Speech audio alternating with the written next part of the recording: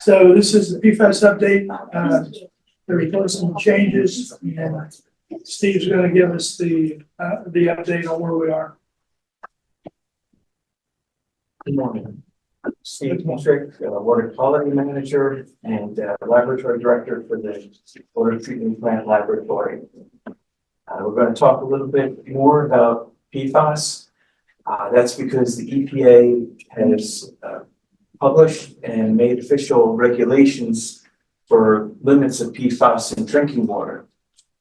And just to briefly recap, as you probably all know, back in the 1940s, several PFAS compounds were first developed. They were amazing. They were water and grease resistant. They were durable, used in a variety of processes, and really seemed to be very, very helpful.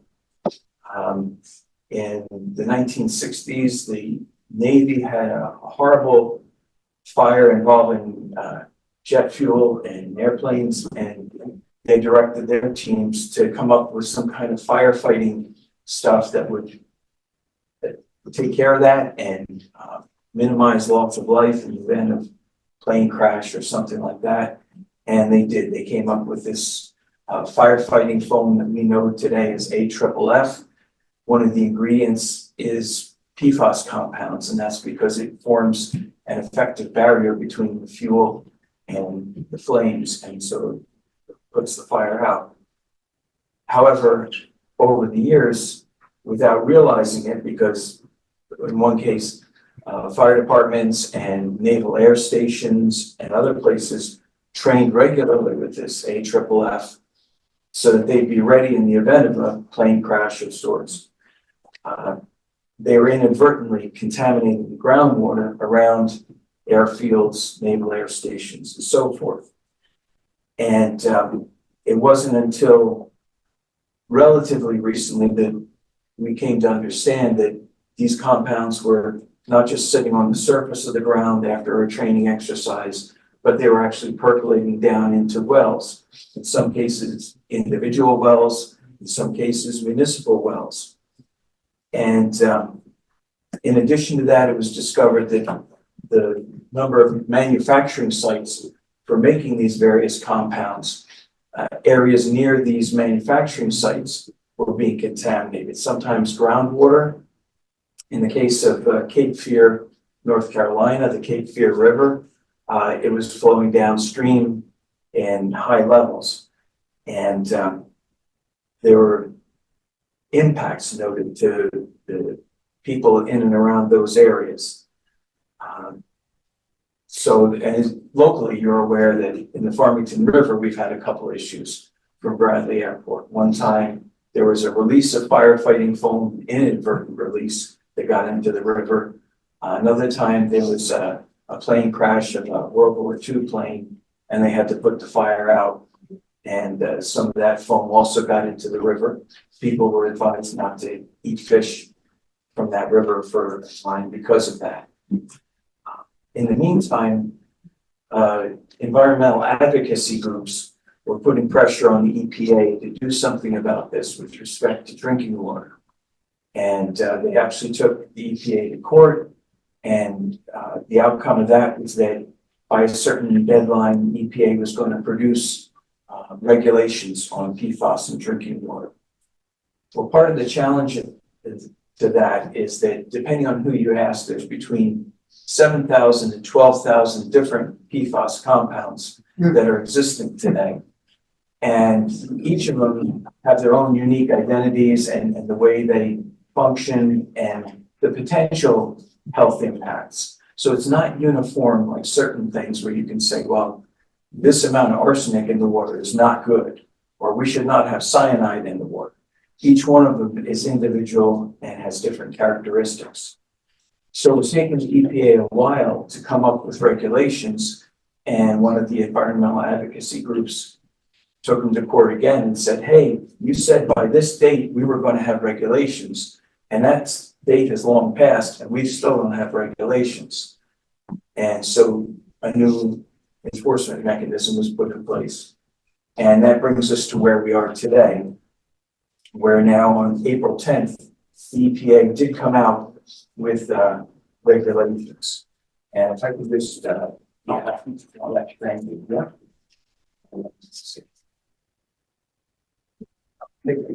See, if I didn't hand out enough, please, let me know.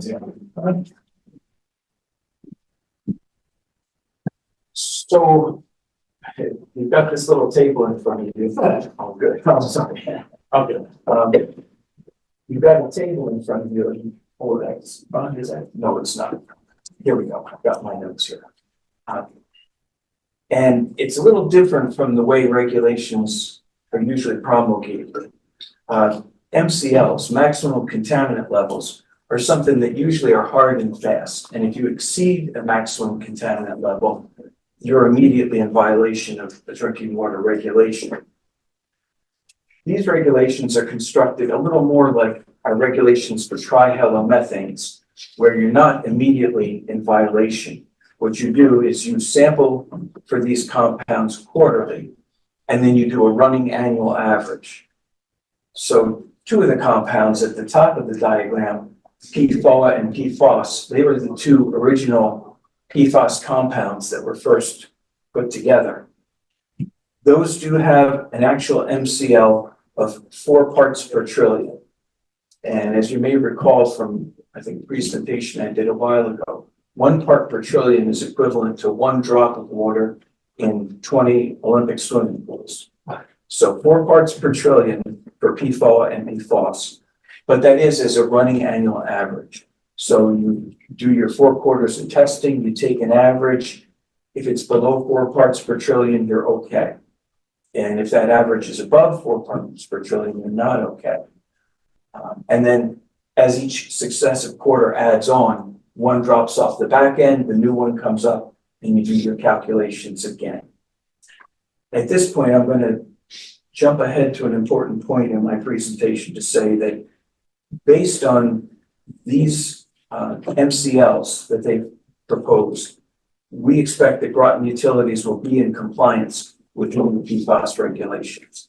So I want to come out and say that first and foremost. But now you notice that there's a block of 4 PFAS compounds that I've kind of set aside just below PFOA and PFAS. And in the original proposed regulations, they came up with a hazard index calculation. And what that means is they've kind of assigned a health value to each of those compounds. So for PFHXS, they have come up with a maximum of 10 parts per trillion. HFPO dimer acid is also known as GenX, 10 parts per trillion. PFNA, 10 parts per trillion. And then PFBS apparently has lesser consequences in terms of health outcomes. And so that's 2,000 parts per trillion. However, instead of assigning, well, they did assign MCLs. If you look under the actual regulation for April 10th, 24, the first 3 have an MCL of 10 parts per trillion as a rolling annual average. They didn't do that for PFBS. But in addition to the MCLs, you do a ratio calculation on each one of them. And if you turn to your second page, I made an example, a fake example, but an example of how those calculations would look for an imaginary water utility company for 4 quarters. And so you can see, all right, in the first quarter, we'll say PFHXS had a result of 4 parts per trillion, HFPODA had 4 parts per trillion, PFNA 4, and PFBS had 0. So your ratio based on the health advisories is 4/10, 4/10, 4/10, and 0/2000. We convert that to a decimal value and then add those 4 numbers up and divide by 4. And that gives us a hazard index ratio of 1.2. Well, wait a minute, our hazard index is 1.0 or 1 actually. So does that put us in violation? No, because it's a 4-quarter average. And so you look at the other three examples, we have 1.2, 1.2, 0.8, and 0.4 in the example I created. So to now calculate whether you're in compliance or not, you add those four ratios up, divide by 4, and in this example, the hazard index ratio as a running annual average is 0.9. So this water system would be in compliance with the regulation. So 1 quarter or even 2 quarters in this example above that hazard index ratio doesn't immediately put you in jeopardy. So I thought it might be helpful just to give a concrete example to help you envision how this would play out in real time.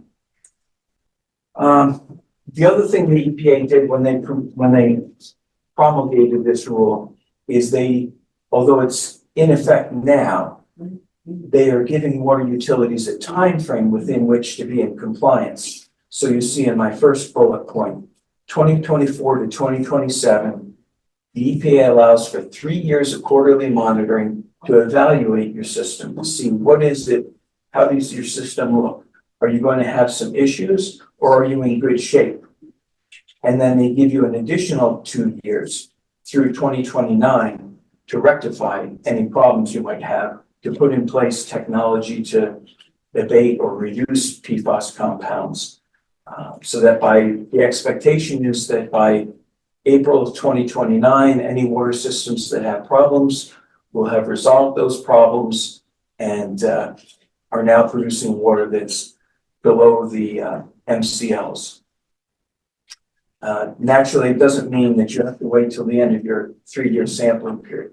If a water utility was to find that they had problems, serious numbers in the first couple quarters, obviously they'd start going to work and doing something about it. These MCLs are set so low because there's so many different possible sources of PFAS contamination. Anything from stain-resistant carpets, dental floss, fast food wrappers, shampoos, shave creams, cosmetics, adhesives and lubricants, even grease-resistant paper plates are treated with PFAS. And I learned something new this morning, even certain kinds of paint have PFAS compounds in them.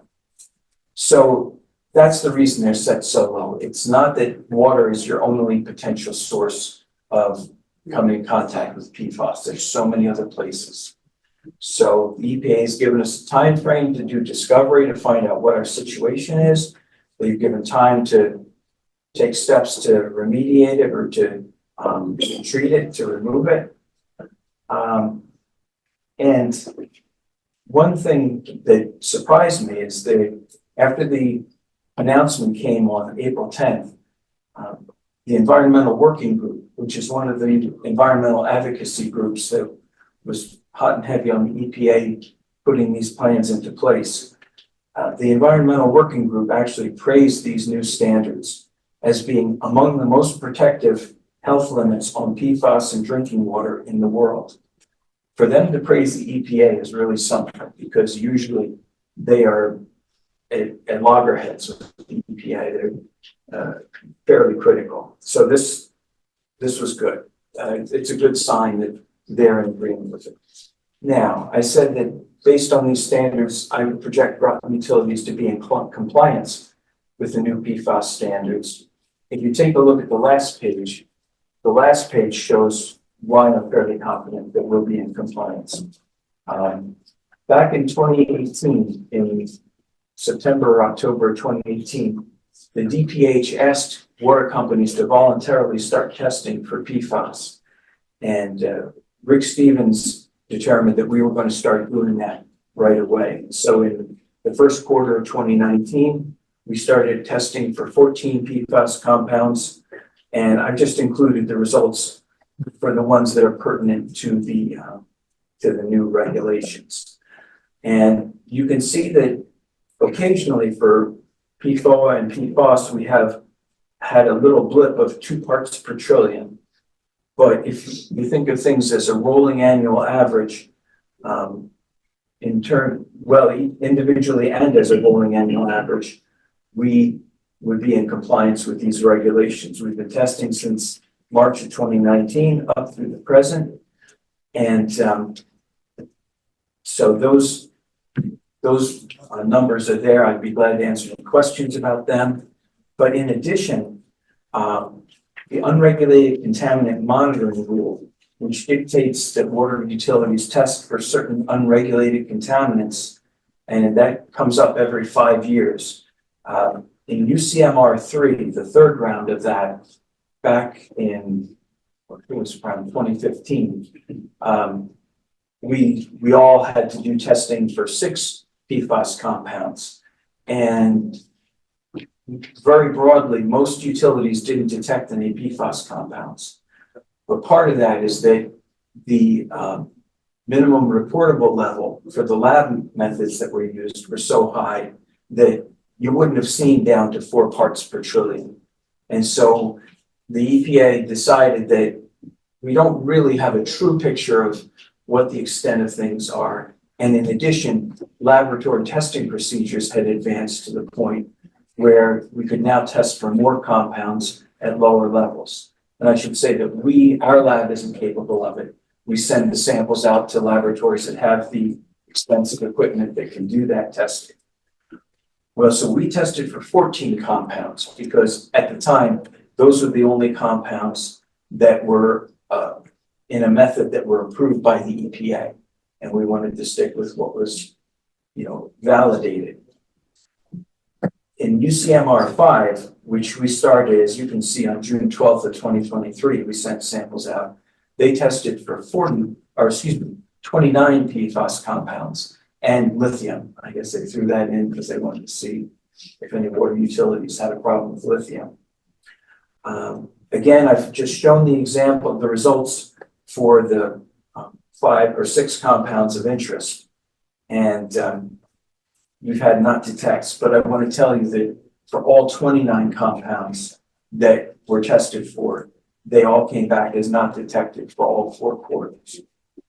So that's why I say I believe we're in good shape, but I would never say, because these limits are so low, I would never say that we couldn't ever have a problem with PFAS. I mean, it's a matter of continuing to do the testing. Now it's a regulatory requirement. We're not just going to be doing it voluntarily. We'll be required to do it and to demonstrate that.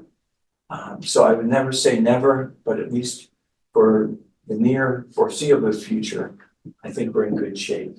But because PFAS can be carried in the air, because there could be a spill somewhere. I mean, we're fortunate. We're not near a Navy airfield. We're not near a manufacturing site.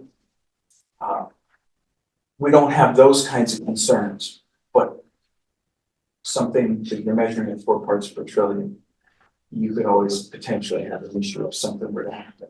And that's why we're so protective of our watershed, because when you start looking at numbers like this, we need to do everything we can to protect our source water.